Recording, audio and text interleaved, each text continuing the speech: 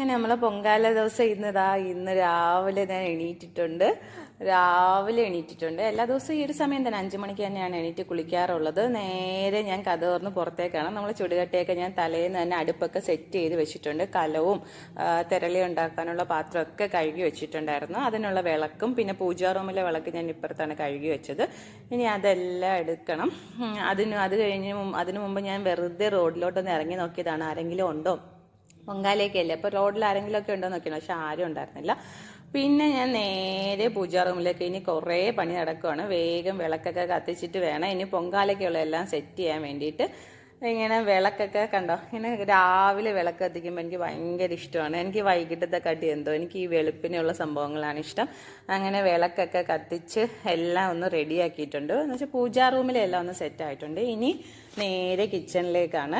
ഇനി തേങ്ങയൊക്കെ തിരുമാൻ വേണ്ടിയിട്ട് കുറേ ഉണ്ട്. എല്ലാം